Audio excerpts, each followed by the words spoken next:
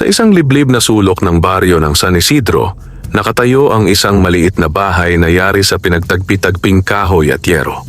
Kapag umuulan, nagiging tila tambol ang bubong sa lakas ng patak. Kapag sumisiklab ang araw, nagiging pugo ng loob sa init. Ngunit kahit ganito, iyon na ang itinuturing na tahanan ng pamilyang De La Cruz. Isang pamilyang matagal ng yakap ng kahirapan, ngunit hindi kailanman bumitiw sa pag-asa. Ang ama ay si Tomas, isang magsasakang halos araw-araw ay nagbubungkal ng lupa kahit minsan ay wala na siyang lakas, dala ng gutom at paulit-ulit na pagod. Ang ina naman ay si Lina, tahimik ngunit matatag, masipag maglaba at magluto kung mayroon mang mailuluto. Mayroon silang 2 anak, si Ramon, 14 na taong gulang na umiikot sa baryo para maghakot ng tubig at maghanap ng raket, at si Mila, 9 na taong gulang na mahilig tumingin sa langit tuwing gabi at mangarap na balang araw ay makapag-aaral ng maayos. Ganoon ang buhay nila, payak, halos kapos, ngunit puno ng pagmamahalan. Ngunit sa gabi ng isang malakas na ulan, may darating sa kanilang buhay na magpapabago sa lahat. Malalim na ang gabi nang magsimulang humampas ang ulan ng tila galit ang langit. Hindi ito karaniwang ambon lamang, ito'y isang buhos na tila gustong lamunin ang mga bahay sa baryo. Wala nang tao sa labas. Pati mga aso at manok ay nagkubli na. Ang mga puno ng niyog ay yumuyuko sa lakas ng hangin. Sa loob ng bahay ng pamilya De La Cruz, nakasindi ang maliit nilang gasera at sa kabila ng lamig, bahagyang mainit ang hangin dahil sa usok at kandilang naglalaban sa dilim. Nakahiga na ang mga bata, ngunit hindi patulog si Lina. Pinapakinggan niya ang lagaslas ng ulan at ang pagsipol ng hangin sa mga siwang ng dingding. Sa ganitong mga gabi, laging may takot na kasama ang bawat mahirap. Takot na may mabuwal na poste, matanggal na yero o pasukin ng tubig ang sahig na halos bulok na. Tahimik na nananalangin si Lina. At habang siya ay nagdarasal, bigla niyang narinig ang isang tunog. Isang mahina ngunit malinaw na ungol. Meow! Napatigil siya. Muling dumating ang tunog. Meow! Nakatayo siya agad at lumapit sa pintuan. Napatingin siya sa maliit na butas ng bintana. Madilim sa labas at halos walang makita dahil sa ulan. Ngunit may isang bagay na gumagalaw sa ilalim ng lumang sako na nakasabit sa gilid ng bahay. Isang puting pusa. At hindi basta puting pusa lamang. Ito'y tila binuhusan ng liwanag kahit wala namang buwan. Ang balahibo nito'y puting-puti, halos kumikislap sa dilim. Basa ang katawan at nanginginig, at tila pagod na pagod. Mas lalo pang napansin ni Lina ang isang detalye. Ang pusa ay malaki ang tiyan. Buntis. Naawa agad siya. Binuksan niya ang pinto kahit humampas ang hangin at ulan sa kanyang mukha. Halika! Halika rito! Bulong niya habang iniunat ang kamay. Ang pusa ay hindi umiiwas. Sa halip, dahan-dahan itong lumapit na parang matagal nang kilala ang taong nasa harap nito. Lumakad ito ng mabagal na mabagal, waring masakit ang bawat hakbang. Paglapit nito sa paanan ni Lina, bigla itong bumagsak sa sahig at muling umungol. Nataranta si Lina. Diyos ko, kawawa ka naman. Inangat niya ang pusa at dinala sa loob. Agad niyang tinuyo gamit ang lumang tuwalya. Tinakpan niya rin ang pusa ng maliit na basahan at inilapit sa gasera upang uminit. Nagising si Tomas. Ano yon? Paos nitong tanong. May pusa sa labas. Buntis. Kawawa. Sagot ni Lina. Umupo si Tomas at pinagmasdan ang pusa. Hindi siya sanay sa mga hayop sa bahay maliban sa manok at minsang aso, pero ang pusa, bihira. Tingnan mo yan, sambit niya. Parang ang linis ng balahibo kahit basang-basa. Tulungan natin, sagot ni Lina. Kung iiwan natin sa ulan, baka mamatay. Hindi na nakipagtalo si Tomas. Sa totoo lang, Ramdam niya rin ang kakaibang presensya ng pusa. Hindi ito mukhang ligaw. Hindi ito mukhang gutom na nanlilimos lamang. Mukha itong may dinadalang lihim. Nagising din si Mila at Ramon. "Ano yan, inay?" tanong ni Mila habang kinukusot ang mata. "Pusa," sagot ni Lina. "Nakita ko sa ulan." Lumapit si Mila at napangiti. "Ang ganda! Puting-puti." Sumilay ang pag-asa sa mukha ng bata. Tila may dumating na kaibigan sa gitna ng kahirapan. Ngunit si Ramon, mas maingat. "Inay, bakit nandito yan sa ganitong oras? Sa ulan pa?" tanong niya. Napatigil si Lina. Hindi rin niya alam ang sagot. At kung alam lamang nila, ang pusa ay hindi dumating dahil naligaw lamang. Ito'y dumating dahil itinakda ng tadhana. Kinabukasan, maulap pa rin ang langit, ngunit tumigil na ang malakas na ulan. Ang baryo ay nagmistulang basang-basang mundo, puno ng putik at mga dahong nalaglag. Maaga pa ay bumangon na si Tomas para pumunta sa bukid. Si Lina naman ay nagihaw ng kaunting tuyo at nagsaing ng natitirang bigas. Sa kahirapan nila, minsan ay isang beses lang sila kumakain sa isang araw, lalo kapag tag-ulan at walang mapagkakakitaan. Ngunit sa umagang iyon, may kakaiba. Ang pusa, na dapat ay nanghihina at hirap, ay nakatayo na at tila masigla. Nakaupo ito sa sulok ng bahay, naglilinis ng balahibo na parang hindi man lang nilamig. At ang mas nakapagtataka, kahit wala silang inilalabas na pagkain, hindi ito nagwawala o nag-iingay. Tahimik lamang, parang may pinapakinggan, parang may hinihintay.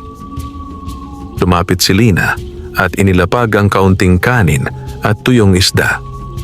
"Kain ka," sabi niya. Dahan-dahang lumapit ang pusa at nagsimulang kumain. Napangiti si Lina, ngunit sa likod ng ngiting iyon ay may munting takot. Hindi niya may paliwanag. Dahil nang tumingin sa kanya ang pusa, ang mga mata nito ay hindi ordinaryong mata. Ang mata nito ay tila may lalim, parang may isip na mas matanda pa sa tao. At sa isang saglit, nang magtagpo ang kanilang tingin, tila nakaramdam si Lina ng kakaibang lamig sa batok. Hindi dahil sa hangin, kundi dahil sa isang misteryong hindi niya kayang hawakan. Pagsapit ng hapon, may dumaan sa kanilang bakuran. Ito si Aling Sabel, ang pinakamatandang babae sa baryo. Kilala siya bilang taong maraming alam sa lumang paniniwala, mga kwentong engkanto, mga diwata sa puno at mga nilalang sa ilog. May dala siyang basket ng gulay at napadaan lamang upang magbenta. Ngunit nang makita niya ang pusa sa loob ng bahay, agad siyang napahinto. Parang nakakita siya ng multo. Napaatras siya at napasambit ng dasal. Ay. Nilapitan siya ni Lina. "Ay nako, Aling Sabel, ano po yon?" tanong niya.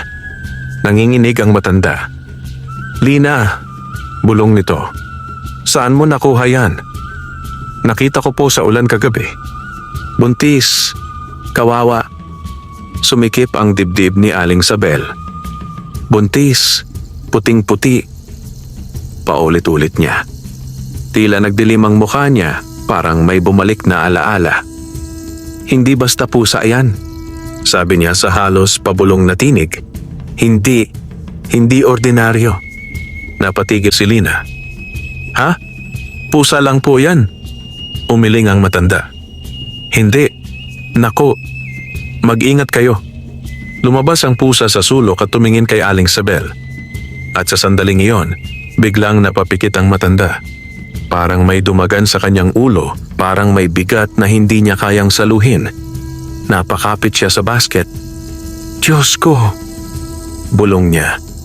Pagmulat niya, pawis na pawis siya kahit malamig ang hapon. "Lina, ipangako mo sa akin," sabi ng matanda, "na hindi niyo yan sasaktan." "Hinding-hindi." Napalunok si Lina. Opo, pero bakit? Ano ba siya? Ngunit hindi na sumagot si Aling Sabel. Bumalik siya sa paglalakad na parang nagmamadaling iwan ang bahay. At habang papalayo, binitiwan niya ang mga salitang hindi malimutan ni Lina. Kapag ang engkanto ang nakiusap ng kanlungan, may kapalit yan, may biyaya, pero may pagsubok. Gabi na naman, tahimik ang buong bahay. Ang pusa ay nakahiga sa tabi ng gasera at si Mila ay nakatulog na rin sa tabi nito. Kapansin-pansin na simula noong dumating ang pusa, palaging lumalapit si Mila rito na parang may kakaibang koneksyon. Bago matulog si Lina, napansin niyang tila mas lumaki ang tiyan ng pusa kaysa kahapon. Parang mas mabilis ang pagbubuntis nito. At habang pinagmamasdan niya ito, bigla siyang nakarinig ng mahinang tinig. Hindi galing sa tao, hindi rin galing sa hangin, ngunit malinaw sa kanyang pandinig. Salamat. Napatayo siya bigla. Nilamig ang kanyang buong katawan. Napalingon siya sa paligid. Si Tomas ay tulog, si Ramon ay tulog, si Mila ay tulog. Walang ibang tao. Napatingin siya sa pusa. Ang puting pusa ay nakadilat at nakatingin sa kanya. At sa mata nito, tila may bahagyang ningning na parang buwan. Muling dumating ang tinig, mas malinaw. Salamat, Lina. Nanginig si Lina. Hindi siya makapagsalita. Hindi siya makagalaw. Tumayo ang pusa at dahan-dahang lumapit sa kanya. Walang ingay ang mga paa nito sa sahig. Hindi rin ito natitisod kahit madilim. Tumigil ito sa harap niya. At saka yumuko, tila nagbigay galang. At sa loob ng saglit, parang lumabo ang paningin ni Lina. Parang nagiba ang hangin sa paligid. Parang may bulaklak na biglang sumingaw sa loob ng bahay, amoy sampagwita at ilang-ilang kahit wala naman silang ganoon. Napapikit si Lina at napahawak sa dibdib. Pagmulat niya, ang pusa ay nakabalik na sa higaan nito. Nakatulog na uli. At si Lina, kahit nanginginig, ay napaupo sa sahig. Hindi niya alam kung panaginip ba iyon o totoo. Pero isang bagay ang sigurado. Hindi ordinaryong pusa ang dumating sa kanilang bahay. At ang pagdating nito ay simula pa lamang ng isang hiwagang babago sa kanilang buhay. Kinabukasan, sumalubong sa baryo ang isang umagang tahimik ngunit mabigat ang pakiramdam. Hindi na umuulan, subalit na natiling kulay abo ang langit na tila ayaw pang bumitaw sa lungkot ng nagdaang unos. Ang mga dahon ng saging ay nakabitin pa rin sa bigat ng tubig at ang mga bakas ng putik sa daan ay parang mga sugat na iniwan ng bagyo. Sa loob ng maliit na bahay ng pamilya de la Cruz, muling nagising si Lina na may dalang kaba sa dibdib. Kahit nakaidlip siya kagabi, ang nangyari o ang narinig niya ay nanatiling malinaw sa kanyang isip. Ang tinig, ang pagtawag sa kanyang pangalan, at ang puting pusa na tila nakakaunawa, tila may isip na higit pa sa hayop. Dahan-dahan siyang bumangon at tiningnan ng mga anak. Tulog pa si Ramon at si Mila. Si Tomas naman ay wala na.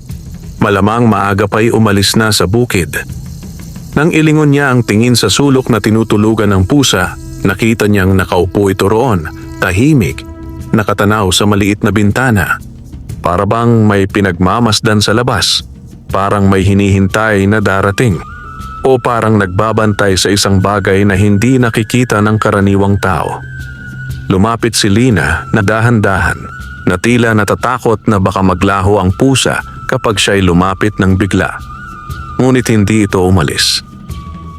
Sa halip, lumingon ito sa kanya at dahan-dahang kumurap, parang pagbati. At sa sandaling iyon, muling nakaramdam si Lina ng kakaibang lamig sa batok. Hindi lamig ng hangin, kundi lamig ng hiwaga. Habang naghahanda si Lina ng kaunting lugaw gamit ang natitirang bigas, napansin niyang mas tumitingkad ang puti ng balahibo ng pusa. Kahit wala itong sabon o alaga, parang mas lalo itong naging malinis, mas lalo itong kumislap. At ang tiyan nito, tila mas malaki pa kaysa kahapon. Hindi normal yon. Sa mga pusa sa baryo, may mga buntis na nakikita si Lina. Pero ang paglaki ng tiyan nitong puting pusa ay parang bilis ng pag-usad ng panahon. Tinawag niya si Mila. Mila, gising na anak. Unti-unting gumalaw ang bata at bumangon. Una niyang hinanap sa mata ang pusa. Nang makita niya ito, ngumiti agad siya at lumapit. Para bang ang pusa ang una niyang kaibigan sa umaga. Magandang umaga, Muning. Bulong ni Mila at hinaplos ang ulo nito. Hindi kumibo ang pusa, ngunit kumiskis ito sa kamay ni Mila at dahan-dahang umupo, tila nagpapalambing. Doon napansin ni Lina ang isang bagay na ikinagulat niya. Sa leeg ng pusa, bahagyang natatakpan ng balahibo, may nakita siyang tila manipis na marka. Parang guhit na bilog, halos hugis singsing, na kumikislap ng kaunti kapag tinamaan ng liwanag ng gasera. Lumapit siya. "Sandali, Mila. Anong yan?" Hinawi ni Lina ang balahibo at doon niya nakita ng malinaw. Isang munting palatandaan, tila simbolo na hindi basta kagat o sugat. Para itong marka ng isang sinaunang ukit, parang tanda ng isalahi na hindi tao. Napaurong si Lina sa kaba. "Anong meron, inay?" tanong ni Mila. Walang naisagot si Lina, sapagkat sa loob-loob niya, sumisigaw na ang babala ng matandang Aling Sabel. Hindi basta pusa yan. Pagsapit ng tanghali, dumating si Tomas mula sa bukid na pawis at may dalang kakaunting talbos ng kamote. Mabigat ang kaniyang lakad, hindi lamang dahil sa pagod, kundi dahil sa lungkot ng walang ani. "Wala na naman," sabi niya habang inilalapag ang talbos. "Yung palayan, nilamon na ng baha noong isang gabi. Kahit pilitin ko, wala na talaga." Tahimik si Lina. Alam niyang masakit yon para kay Tomas. Ang bukid ang tanging sandalan nila at kung wala iyon, wala rin silang mahahawakan. Ngunit bago pa sila makapag-usap ng masinsinan, biglang tumayo ang pusa at lumapit kay Tomas. Dahan-dahan nitong inihaplos ang ulo sa binti ng lalaki. Natigilan si Tomas. "Ano to?" bulong niya. Parang hindi takot. Sa baryo, karamihan sa pusa ay mailap lalo sa mga hindi nila kilala. Pero itong puting pusa, parang matagal nang kilala si Tomas. At sa sandaling iyon, isang napakaikling saglit, tila may kislap na dumaan sa mata ni Tomas. Parang may nakita siya o may naalala siyang hindi niya may paliwanag. Naupo siya at sa kanya nabigkas ang mga salitang ikinagulat ni Lina. "Lina, dati, noong bata pa ako, may kwento si Lolo. Kwento ng pusa." Napatigil si Lina. "Pusa?" Tumango si Tomas. "Sabi ni Lolo, may mga nilalang daw sa gubat, mga engkanto. Minsan, nagpapanggap silang hayop. Minsan pusa, minsan aso, minsan ibon. Pero kapag itinuring mo silang pamilya, nagbibigay sila ng biyaya." Napalunok si Lina. "Ano sinasabi mo, Tomas?" Ngunit bago pa siya makapagtanong ng marami, biglang tumayo ang pusa at naglakad patungo sa pintuan. At doon, muling nagulat ang mag-asawa. Hindi ito umungol. Hindi ito nagmiyaw. Ngunit tila may inaanyayahan. Parang sinasabi nitong, "Sumunod kayo." Hindi agad pumayag si Lina. Ngunit si Tomas, dala ng kakaibang pakiramdam, ay tumayo at naglakad palapit sa pinto. "Baka gusto lang lumabas," sabi niya. Ngunit paglabas nila, hindi sa bakuran tumigil ang pusa. Naglakad ito papunta sa likod ng bahay. Sa likod ng bahay nila ay may maliit na bahagi ng lupa na halos walang tanim. Kadalasan, doon lamang naiipon ang mga dahon, kahoy at ibang basura. Ngunit nang makarating sa isang bahagi ng lupa, tumigil ang pusa. Umupo ito at tumingin sa lupa, saka muling tumingin kay Tomas. Nagtaka si Tomas. "Ano to?" May nakita ka ba? Lumapit si Tomas at tiningnan ang lupa. Wala siyang makita, puro putik lamang. Ngunit biglang nagsimulang maghukay ang pusa gamit ang mga paa nito. Mabilis at tuloy-tuloy. Parang alam nito ang eksaktong lugar. Maya-maya'y lumitaw ang isang bagay. Isang maliit na supot na telang kulay itim, nakabalot sa plastik. Parang matagal nang nakabaon. Napaatras si Lina. Diyos ko, ano yan? Dahan-dahang kinuha ni Tomas ang supot at binuksan. At nang buksan nila, mga barya at ilang lumang papel na pera ang lumitaw sa loob. Hindi ito malaking kayamanan, ngunit para sa kanila, para sa pamilyang ilang araw nang halos lugaw lang ang pagkain, ito ay parang biyayang galing sa langit. Napahawak si Lina sa bibig. Tomas, saan ang galing to? Hindi sumagot si Tomas. Napatingin lamang siya sa puting pusa. Nakatitig ito sa kanila. Tahimik. Pero sa tingin nito parang may mensahe. Ito ang simula. Gabi. Masagana ang hapunan nila kaysa sa karaniwan. Nakabili sila ng kaunting bigas at sardinas dahil sa perang nakuha.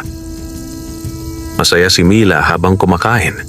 Si Ramon, kahit mas seryoso, ay hindi mapigilan ang ngiti. Ngunit si Lina at Tomas hindi mapakali. Hindi dahil sa ayaw nila ng biyaya, kundi dahil sa tanong na hindi mawala sa isip nila. Bakit sila tinutulungan ng pusa? At higit sa lahat, ano ang tunay na pagkatao nito? Sa gitna ng katahimikan ng gabi, muling nakaidlip si Mila habang yakap ang pusa. Si Lina naman ay nakatulog ng mabigat ang dibdib. Ngunit sa gabing iyon, siya ay nanaginip. At ang panaginip na iyon ay hindi ordinaryo. Sa kanyang panaginip, nasa gitna siya ng isang kagubatan. Malamig ang hangin at tila may hamog na kumakapit sa balat. Nakarinig siya ng mga tinig, mahina ngunit sabay-sabay, parang awit ng mga nilalang. Sa harap niya may isang malaking punong balete, matanda, makapalang ugat, at tila may matang nakasilip sa pagitan ng mga sanga. Sa ilalim ng punong iyon, nakatayo ang puting pusa. Ngunit hindi na ito pusa. Ito'y isang dalagang babae. Maputi ang balat, mahaba ang buhok, at ang mga mata ay parang buwan. Malalim, malamlam, at puno ng hiwaga. Ngunit siya'y buntis. At hawak niya ang kanyang tiyan, tila may dinadalang sagradong buhay. Lumapit siya kay Lina at nagsalita sa tinig na matamis ngunit may bigat. Lina! Nanginig si Lina. Ikaw ang pinili ko, sabi ng dalaga. Ikaw ang may pusong kayang umunawa kahit wala kang kasiguraduhan. Ikaw ang hindi tumalikod sa may hina. Gusto sanang magsalita ni Lina, ngunit hindi lumalabas ang boses niya. Huwag kang matakot, sabi ng dalaga. Hindi ako masama. Lumapit pa ito at bumulong. Ngunit may darating na panganib at ang anak na dinadala ko ay hinahabol. Nanlaki ang mata ni Lina. Hinahabol? Pilit niyang naisambit sa panaginip. Tumango ang dalaga. May mga taong sakim at may mga nilalang sa dilim. Kapag nalaman nila kung sino ako, kukunin nila ang anak ko. Bumigat ang dibdib ni Lina. At bago pa siya makapagtanong, biglang umihip ang hangin ng malakas. Naguga ang balete, tumilim ang paligid. At ang dalaga ay muling nagbago, bumalik sa anyo ng puting pusa. Bago mawala ang panaginip, narinig ni Lina ang huling mga salita. Bantayan mo ako, bantayan mo ang mga anak ko. At hindi ko kayo pababayaan. Nagising si Lina na pawis na pawis. Madilim pa ang paligid, tahimik ang bahay. Dahan-dahan siyang bumangon at lumapit sa puting pusa. Nakahiga ito sa tabi ni Mila. Ngunit nang tumingin si Lina, nakita niyang nakadilat ang pusa at tila nakatingin ito sa kanya. Parang alam nito ang napanaginipan niya. Sa sandaling iyon, naramdaman ni Lina ang katotohanan. Ang pusa ay hindi lamang hayop. Ito ay engkanto. Isang engkantong buntis na nagtatago. At ang kanilang bahay, ang tahanan ng mahihirap, ay naging kanlungan ng isang lihim na maaaring ikapahamak nilang lahat. Sa baryo ng San Isidro, madaling kumalat ang balita kahit walang radyo, kahit walang telebisyon. Sapat na ang isang bulong sa tindahan, isang sulyap sa daan at isang kwento sa poso, at sa loob lamang ng ilang oras, ang buong baryo ay may iisang pinag-uusapan. At sa araw na yon, may bago na namang usap-usapan. May isang mahirap na pamilya raw na biglang nakabili ng bigas at sardinas. May ilan pang nagsasabing nakita raw nila si Lina sa palengke na hindi na tulad ng dati ang bitbit. Hindi na isang supot na halos walang laman, kundi supot na may laman na sapat para sa hapunan. Sa mata ng mga mabubuting kapitbahay, ito'y simpleng biyaya. Ngunit sa mata ng mga sakim, ito'y amoy kayamanan. At sa mata ng mga taong may halong paniniwala sa hiwaga, ito'y amoy misteryo. Nagsimula ang lahat sa tindahan ni Mang Isko, ang pinakamaraming naririnig sa baryo. Dito nagtitipo ng mga kalalakihan, nagkakape, nagsisigarilyo, at naghahanap ng balita na pagkakalibangan. "Pare, napansin mo ba?" sabi ni Teban, isang tambay na walang permanenteng trabaho. "Yung bahay ni Tomas, parang may bago silang alaga." "Anong alaga?" tanong ni Mang Isko habang nagbibilang ng barya. "Puting pusa, ang laki, parang kakaiba." "Puting pusa?" singit ni Aling Lusing, ang kapitbahay na mahilig makinig sa usapan. "Hay nako, may kwento dyan," sumantig si Teban. "Ano naman?" "Ang puting pusa raw. Minsan, engkanto," bulong ni Aling Lusing na para may bigat ang salita. Biglang natahimik ang mga nakarinig. Ang salitang engkanto ay parang posporo sa tuyong damo, madaling sumiklab sa isip ng mga tao. "Ano ka ba?" tumawa si Mang Isko. "Pusa lang yan." Ngunit hindi natapos doon. May isa pang lalaking nakaupo sa sulok ng tindahan, tahimik, nakikinig. Si Berto, ang kilalang albularyo sa baryo. Hindi siya tulad ng mga matanda na may dasal at dahon lamang. Si Berto ay may reputasyon na kakaiba, matalas ang mata, malakas ang pakiramdam, at minsan ay sinasabing gumagamit ng pangontra at pangkulam sa iisang kamay. At sa likod ng mga mata niyang singkit, may lihim na ambisyon. Nang marinig niya ang puting pusa at engkanto, hindi siya tumawa. Sa halip, bahagyang ngumiti. At sa ngiting iyon, parang may aninong gumalaw. Sa bahay ng pamilya De La Cruz, tahimik pa ring namumuhay ang lahat. Ngunit mula nang managinip si Lina, hindi na siya mapakali. Kapag nakikita niya ang pusa, naaalala niya ang dalagang buntis sa ilalim ng balete. Kapag naririnig niya ang huni ng ibon, iniisip niyang baka may sumisilip. At sa bawat gabing tumatahimik ang baryo, nararamdaman niyang may mga matang nakatingin. Hindi niya lamang alam kung totoo o gawa-gawa ng takot, hanggang sa dumating ang gabing iyon. Bago lumalim ang dilim, nagbabala si Tomas. "Lina, mag-ingat tayo. Kanina sa bukid, may narinig ako. May nagtatanong daw sa atin. Nagtatanong kung bakit biglang may pera." Nanginig ang puso ni Lina. "Sino?" "Hindi ko kilala. Pero sabi ng kasamang magsasaka, may mga taong nag-uusisa." Tahimik na umupo si Ramon. "Inay, baka kailangan nating itago yung pusa." Napayuko si Lina. "Hindi ko alam, anak, pero parang may dahilan kung bakit siya nandito. Hindi ko siya pwedeng basta paalisin." Sa sulok ng bahay, tahimik ang puting pusa. Ngunit tila nakikinig. Nang sumapit ang hating gabi, matagal nang tulog ang mga bata. Si Tomas ay nakahiga na rin, subalit hindi mahimbing. Si Lina naman ay nakaupo sa tabi ng pinto. Hawak ang maliit na rosaryo na luma na at kupas. May kutob siya. at hindi siya nagkamali. Sa labas, mula sa dilim, dumating ang isang tunog. Kalmot sa kahoy. Isang mahina ngunit malinaw na kalmot sa labas ng kanilang dingding. Napakurap si Lina. Nanikip ang dibdib niya. Muling dumating ang tunog. Kalmot. Kalmot. May sumisipat sa paligid ng bahay. Napatayo si Lina at dahan-dahang lumapit sa bintana.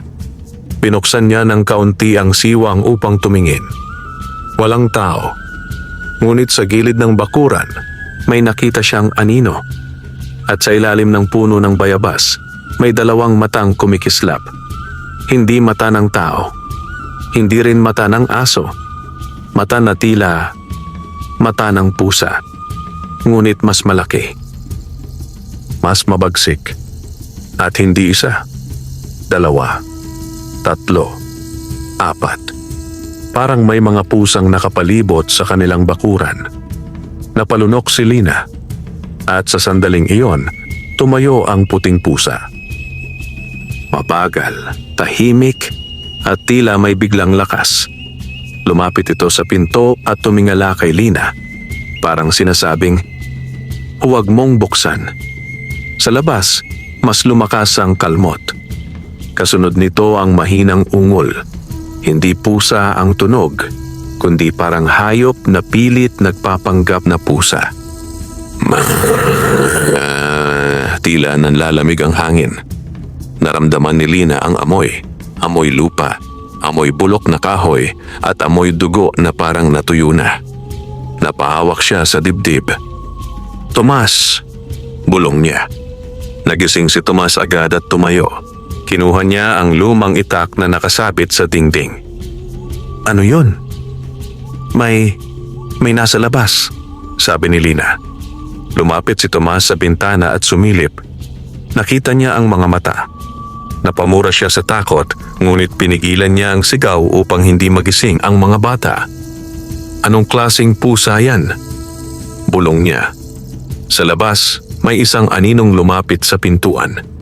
At doon, sa ilalim ng liwanag ng buwan na bahagyang sumisilip, nakita ni Lina ang pinakauna at pinakaiba sa lahat. Isang pusang itim. Malaki. Mas malaki pa sa aso. Ang balahibo ay maitim na parang usok. At ang mga mata ay kulay pula. Tila baga. Tumigil ito sa harap ng pintuan. At sa isang iglap, nagsalita ito. Hindi miyaw, hindi ungol, kundi salita. Mahina ngunit malinaw. "Ibigay, ang puti." Nanlaki ang mata ni Lina. Napaatras si Tomas. "Ibigay, ang puti." Ulit ng itim na pusa habang pumapaling ang buntot sa hangin. "Ang anak." Sa tiyan. Nanginginig si Lina. Halos mawalan siya ng malay. Engkanto. Hindi na ito kwento lamang. Totoo. Biglang nagliwanag ang marka sa leeg ng puting pusa. Parang kumislap ang munting simbolo at sa isang saglit, ang buong bahay ay tila nabalot ng malamlam na liwanag. Tumayo ang puting pusa at humarap sa pintuan. Hindi ito natatakot. Sa halip, tila galit. Dahan-dahang umangat ang balahibo nito. At sa bibig nito ay lumabas ang isang mahinang tunog. Isang huni na parang awit. At sa huni na iyon, ang hangin sa paligid ay tila gumalaw. Parang may pader na hindi nakikita ang bumalot sa bahay. Sinubukan ng itim na pusa na lumapit. Ngunit bigla itong napaatras. Parang may tumulak. Umingit ang ngipin nito. "Sila, tao." Bulong nito. "Hindi mo sila pwede." Sa mga gilid ng bakuran, nagsimulang umalis ang ibang mga mata. Parang natakot. Parang pinigilan. Ngunit ang itim na pusa ay hindi basta umatras. Lumapit ito muli sa may pintuan, mas malapit, halos dikit na sa kahoy. At saka nito sinabi ang salitang nagpatigil sa puso ni Lina. "Babalik ako." Pagkatapos, naglaho ito sa dilim, kasabay ng iba pang mga matang kumikislap. Tahimik. Masyadong tahimik. Ang tunog na lamang ng kuliglig ang natira. Ngunit sa loob ng bahay, wala nang nakahinga ng normal. Kinaumagahan, hindi pa sumisikat ang araw, nagpasya si Tomas. Kailangan nating humingi ng tulong, sabi niya. Tulong kanino? Tanong ni Lina na halatang nanginginig pa rin. Kay Aling Sabel, o sa pari, o kahit kanino. Basta hindi natin kaya ito. Si Ramon, matapang ngunit halatang takot ay tumango. Inay, nakita niyo ba mata nun? Hindi pusa yun. Sa tabi ni Mila, ang puting pusa ay nakahiga, ngunit gising. Nakatingin ito sa kanila na parang alam ang pinag-uusapan. At sa isang saglit, ang pusa ay lumapit kay Lina. Hinaplos nito ang kamay ni Lina gamit ang ulo nito. At sa isip ni Lina biglang may pumasok na mensahe. Hindi boses, hindi salita, ngunit malinaw na diwa. Huwag kayong lumayo, huwag ninyong ipagsabi.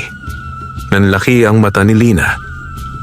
Napaatras siya ng kaunti at biglang naunawaan niya. Hindi lang pala sila ang nasa panganib, pati ang baryo.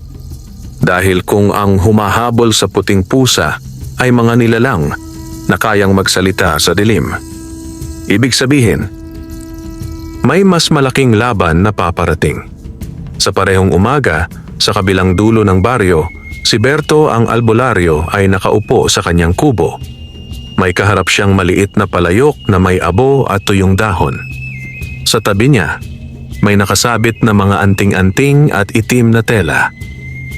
Nakapatong ang palad niya sa lupa at may binubulong siyang dasal na hindi pangkaraniwan. Sa harap niya, may isang patak ng dugo ng manok na gumapang sa abo, bumuo ng hugis. Pusa. Napangiti si Berto.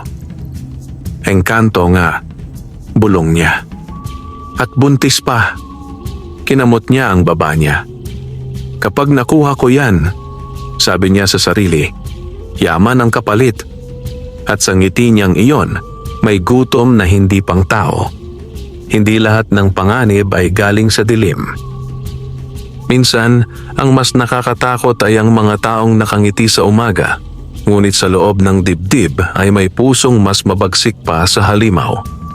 Sa baryo ng San Isidro, maraming nagsasabing may mga engkanto, may mga diwata, may mga nilalang na hindi nakikita. Ngunit mas maraming naniniwalang ang tunay na malas ay ang sakim na tao sapagkat ang kapwa-tao ang marunong magkunwari, magtago ng kasamaan at magbitbit ng masamang balak habang nagpapanggap na mabuti. At sa araw na iyon, nakatakdang maranasan ng pamilya de la Cruz kung paanong ang hiwaga ay hindi lang humahabol, ito'y pinagsasamantalahan. Maagang umalis si Tomas upang maghanap ng paraan. Hindi na siya nagtungo sa bukid sapagkat alam niyang wala pa ring aanihin.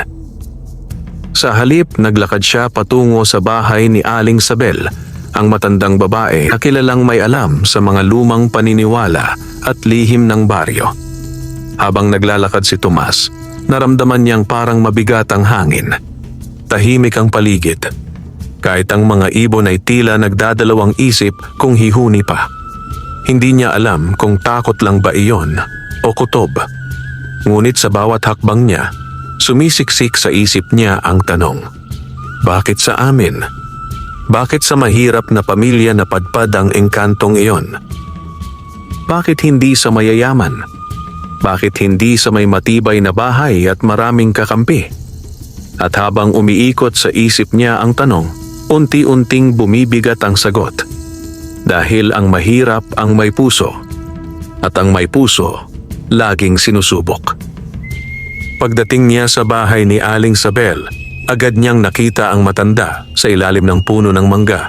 May hawak na walis tingting at tila nililinis ang bakuran. Aling Sabel, tawag ni Tomas. Napatigil ang matanda at dahan-dahang tumingin, wari matagal nang inaasahan ang pagdating niya. Alam ko na, sabi ni Aling Sabel bago pa siya makapagsalita. Napakurap si Tomas. Alam niyo na po? Tumango ang matanda. Dumating na kagabi, naramdaman ko. May mga matang naglakad sa dilim. May mga nilalang na humahabol. Namutla si Tomas. Paano niyo po nalaman? Umiling si Aling Sabel. Hindi mo na kailangang malaman kung paano. Ang mahalaga, ang puting pusa ay hindi basta engkanto. Siya ay may lahi. Lahi? Ulit ni Tomas. Lumapit ang matanda at hinawakan ang braso niya. Mabigat ang tingin nito. May mga engkanto na pangkaraniwan lang. Nasa puno, nasa ilog. Pero may mga engkanto na mataas ang pinagmulan. Ang puting pusa na yan ay marka, di ba? Nanlaki ang mata ni Tomas. Opo, may marka sa leeg. Napapikit si Aling Sabel. Iyan ang tanda ng mga engkantong mula sa kaharian ng ilalim ng balete. Napalunok si Tomas. Kaharian? Ngumiti ng mapait ang matanda. Kung tawagin ng ilan ay kaharian sa ilalim, ang mga engkanto roon ay hindi basta nilalang. May batas, may pamumuno, may mga nagbabantay. At kapag may engkantong buntis na tumakas, ibig sabihin may tumutugis. Nanigas si Tomas. Bakit siya tumakas? Suminghap si Aling Sabel at tumingin sa malayo. May mga engkanto ring sakim, may mga nilalang sa kabilang panig, mga itim ang kaluluwa, mga gustong kumuha ng kapangyarihan sa sinapupunan pa lang. Nanginginig si Tomas. Aling Sabel, ano gagawin ko? Saglit na natahimik ang matanda. Huwag mong ipagkatiwala kahit kanino, sabi nito, lalo na sa mga albularyong kumakapit sa kasamaan. At sa salitang iyon, biglang pumasok sa isip ni Tomas ang pangalan ni Berto. Napamura siya sa loob-loob, sapagkat si Berto ang kilalang albularyo sa baryo na hindi lang nagpapagaling kundi sinasabing marunong din magpadala ng sakit. Si Berto, bulong ni Tomas. Nagbago ang tingin ni Aling Sabel, tila kumidlat ang mata. Dumating na siya, bulong nito. Nanlaki ang mata ni Tomas.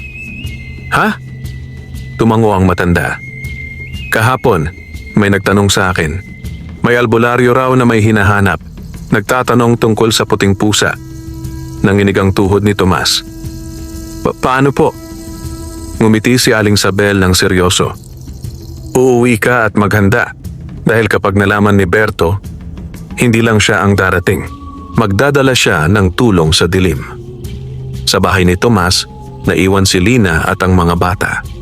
Tahimik si Lina, ngunit hindi mapakali. Ang mga mata sa dilim kagabi ay parang mga kuko na kumamot sa kanyang isip. At ang puting pusa, simula ng gabing iyon, ay mas naging mailap. Hindi ito lumalabas. Hindi ito naglalaro.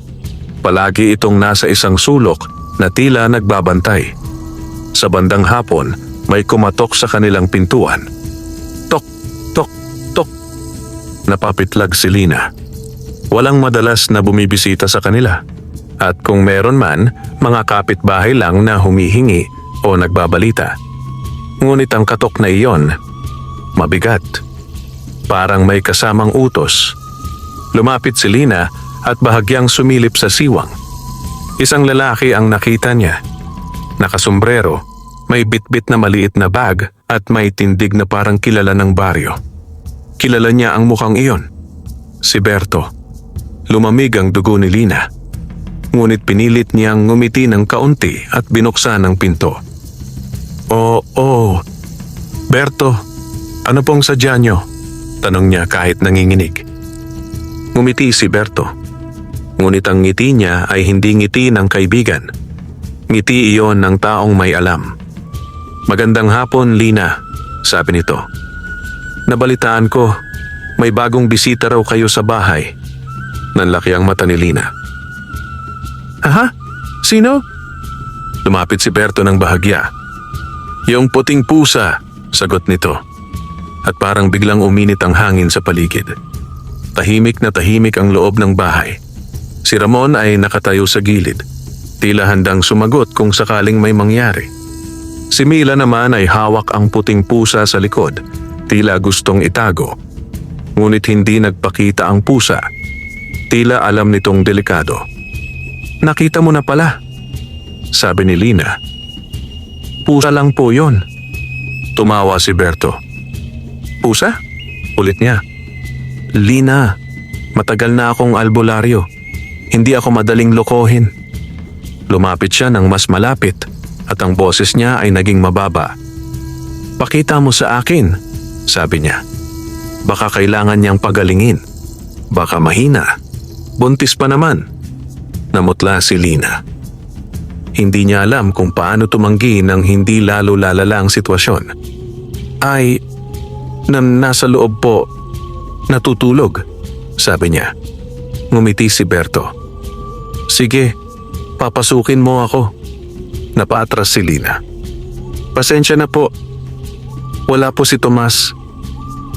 Biglang nagbago ang mukha ni Berto. Hindi na siya nakangiti. At sa mata niya, lumitaw ang tunay na anyo ng kasakiman. Hindi ko kailangan si Tomas, sabi niya nang mariin. Ang kailangan ko, yung pusa. Napatindig ang balahibo ni Lina. Talong napasikip ang hawak ni Mila sa pusa. At sa sandaling iyon, lumabas ang puting pusa mula sa likod ng bata. Hindi dahil nais niyang magpakita, kundi dahil may dumaos-dos na hangin sa loob ng bahay na parang pilit siyang hinahatak palabas. Tumayo ito sa gitna at tumingin kay Berto. Nagtagpo ang kanilang mga mata at tila may nagbanggaan. Parang dalawang puwersang nagsukatan. Biglang suminghot si Berto, parang may naaamoy. Engkanto, bulong niya. Napangisi siya. Akala ko kwento lang. Totoo pala. Lumapit si Berto at inilabas sa bag ang isang maliit na botelya na may laman na itim na likido. May nakalutang na tila buhok at abo. Nanginginig si Lina. Ano yan? Hindi sumagot si Berto. Pinuksan niya ang bote at nagwisik ng patak sa sahig. At sa sandaling tumama ang itim na patak sa kahoy, biglang umusok ito at kumalat na parang uod. Ang hangin ay bumigat. Ang liwanag ng gasera ay kumurap. At ang puting pusa ay biglang umungol. Hindi ungol ng hayop, kundi ungol ng nilalang na nasasaktan.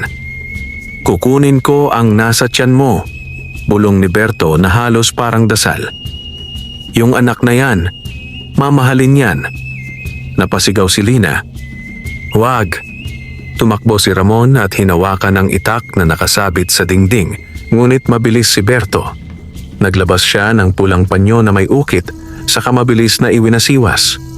At parang may hangin na tumama kay Ramon.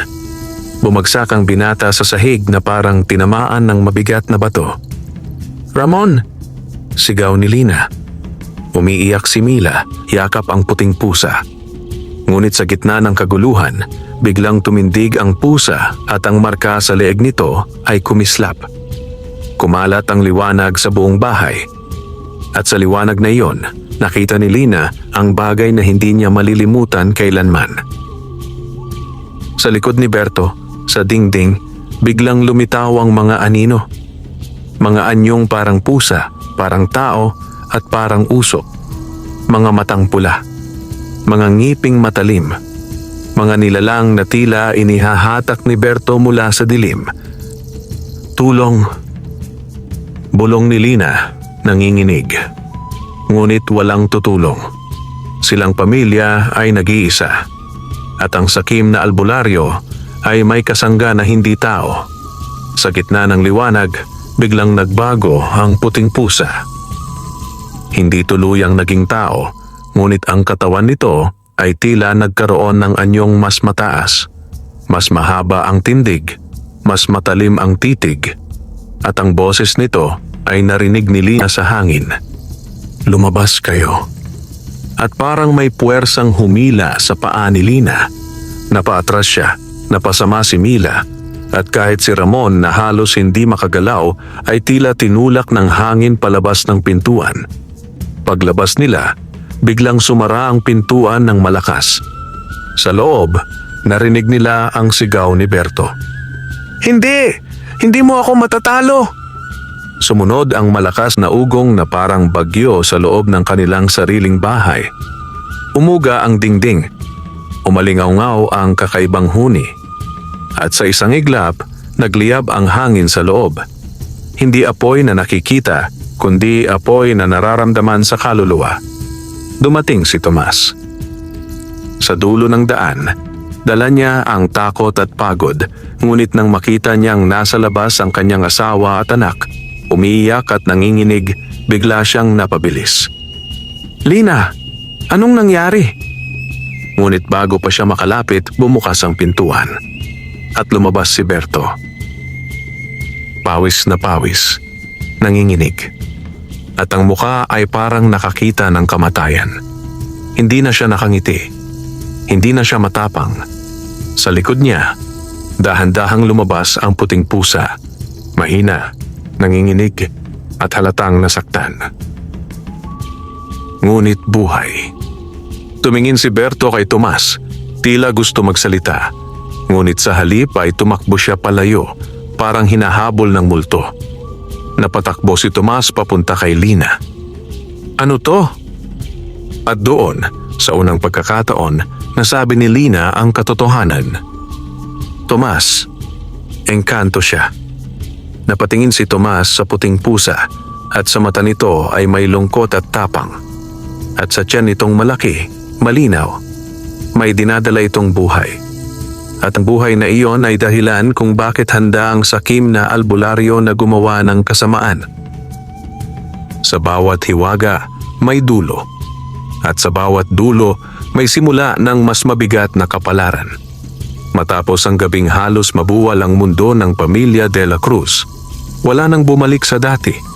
Ang maliit nilang bahay na dati tahanan lamang ng gutom at pag-asa, ngayon naging kanlungan ng isang nilalang na hinahabol ng kapwa, engkanto at tao. Ang puting pusa, ang engkantong nagtago sa kanila, ay nanghina matapos ang sagupaan. Hindi man nila lubos maintindihan ang nangyari sa loob ng bahay. Malinaw sa kanilang lahat na may labang naganap sa pagitan ng dalawang kapangyarihan. Ang kapangyarihan ng sakim na albularyo at ang kapangyarihan ng isang engkantong ina. At ang engkantong iyon ay hindi na kayang tumagal dahil ang ipinagbubuntis niya ay malapit ng isilang. At ang gabing iyon ay gabi ng panganganak. Lumipas ang 2 araw na parang 2 linggo sa pagod at takot. Si Lina ay hindi na halos lumalayo sa puting pusa. Si Tomas ay nagbabantay gabi-gabi.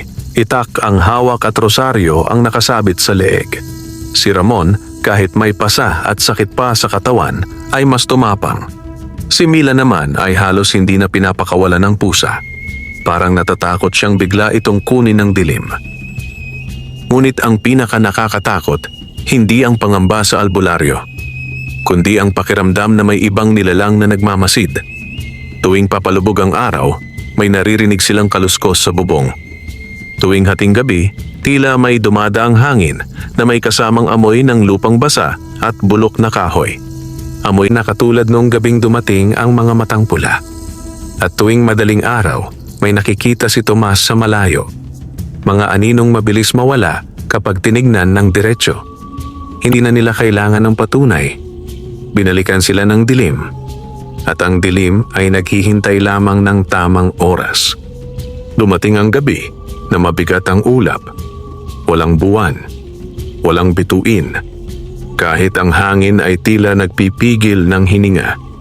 Nasa loob sila ng bahay nang biglang umungol ang puting pusa. Mahina, ngunit ibang tunog.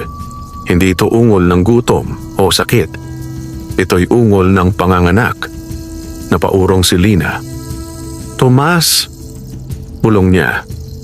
Parang manganganak na siya. Napatayo si Tomas at lumapit. Nakita niya ang pusa na nakahiga sa lumang banig. Nanginginig ang katawan nito at ang tiyan ay tila humihigpit sa bawat paghinga. "Ano gagawin natin?" tanong ni Ramon. Hindi agad makasagot si Lina. Pusa man ito sa mata ng ibang tao, sa puso niya ngayon, isa itong ina. At ang ina ay humihingi ng tulong. Lumapit si Lina at dahan-dahang hinaplos ang ulo nito. "Kaya mo yan. Kaya mo," bulong niya. At sa sandaling iyon, biglang nagbago ang hangin. Parang may lumapit na hindi nila nakikita. Parang may pumasok sa loob ng bahay na malamig at mabigat.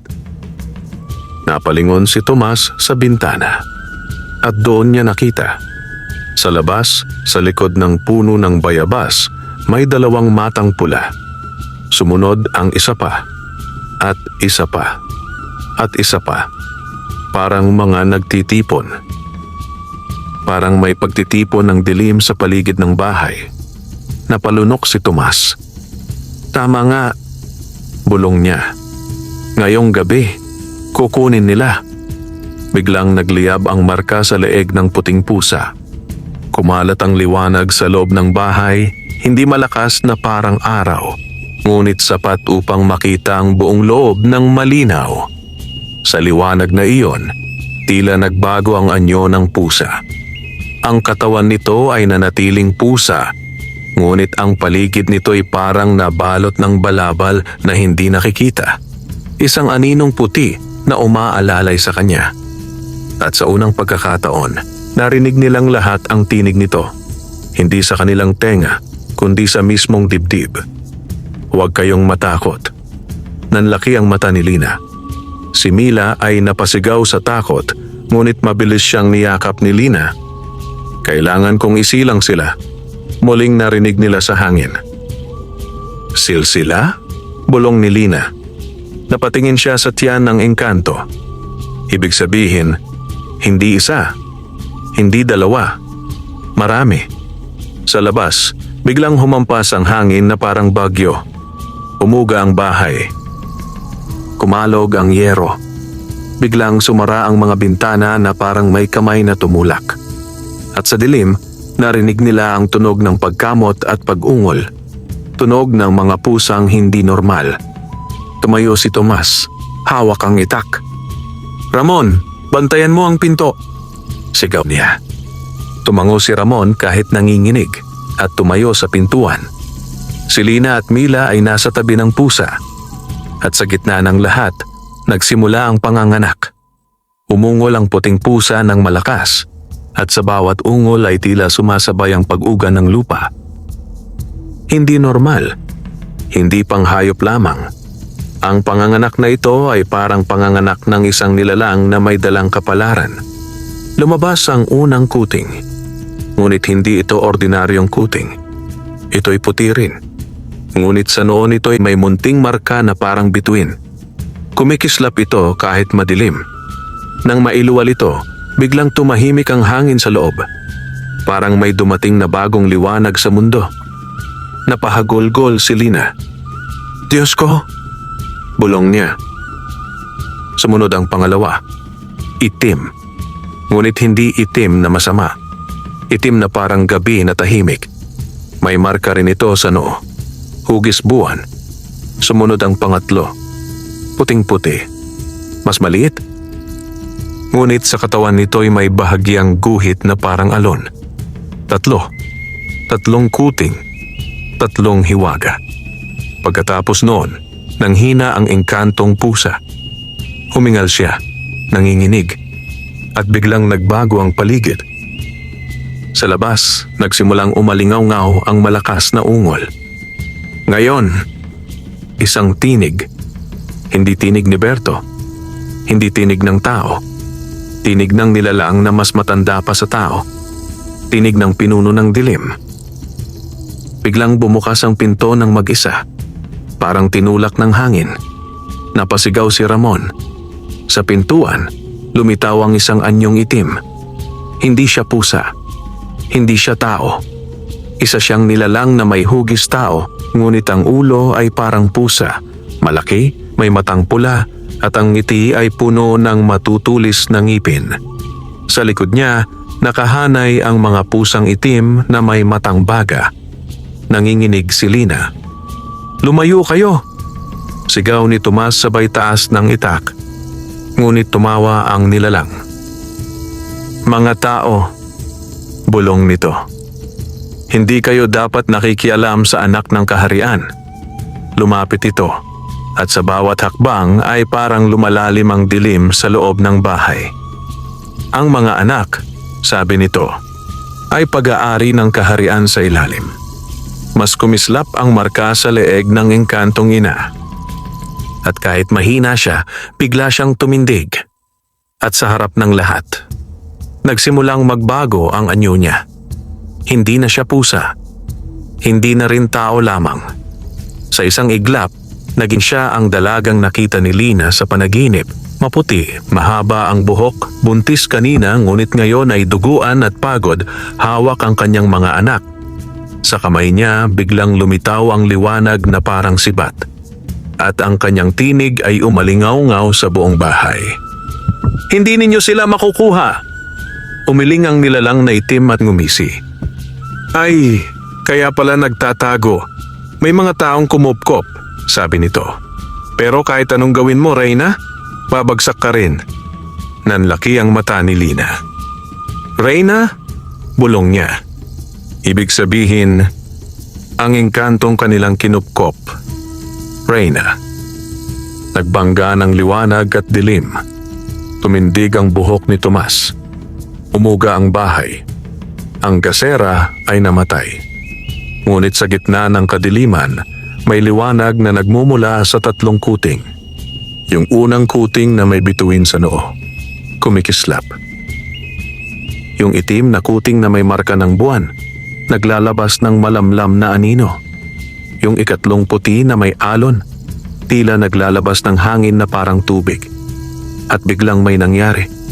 Parang may pader na nabuo sa gitna ng bahay. Hindi makalapit ang nilalang na itim. Napaatras siya. Hindi! Bulong nito. At mula sa dilim sa labas, may sumigaw na boses. Umalis na kayo! Tumating ang boses na yon mula sa labas ng bahay. Malakas at parang kulog. Biglang nagbukas ang bintana at isang liwanag ang tumama sa lupa. Sa pintuan, lumitaw si Aling Sabel. Ngunit hindi na siya ang matandang babae lamang. May hawak siyang isang lumang sanga ng balete at rosaryo na may pulang tali. Nakatayo siya sa harap ng bahay na parang bantay. At sa pangalan ng may kapal at ng mga bantay ng lupa, sigaw niya, wala kayong karapatan dito. Umalingaw-ngaw ang hangin. Nanginginig ang mga pusang itim. Ang nilalang na pinuno ay tumawa, ngunit halatang naiinis. Matanda, sabi nito. Hindi mo ako mapipigilan. Ngunit tinaas ni Aling Sabel ang sanga ng balete. At sa isang iglap, kumislap ang lupa. Parang may ugat na lumabas at humawak sa paa ng mga nilalang. Sumigaw ang ilan at nagkagulo ang dilim. Ito ang pagkakataon. Sumigaw ang Reyna, ang engkantong ina. Tomas! Lina! Dalhin ninyo ang mga anak ko! Nanlaki ang mata ni Lina. Hindi siya makapaniwala. Ngunit ginawa niya. Inipon niya ang tatlong kuting sa lumang basahan at niyakap. Si Tomas ay lumapit at inalalayan siya. Si Ramon ay hinila si Mila. At sa gitna ng kaguluhan, tumakbo sila palabas ng bahay. Sa likod nila, narinig nila ang sigaw ng dilim. Narinig nila ang pag-uga. Narinig nila ang paghampas ng hangin. At narinig nila ang huling tinig ng Reyna. Kung mabubuhay kayo, babalik ako. Sa labas, tumakbo sila patungo sa bahay ni Aling Sabel. Habang tumatakbo, ang tatlong kuting sa yakap ni Lina ay kumikislap ng mahina. At sa bawat kislap, parang nababawasan ang bigat ng dilim sa paligid.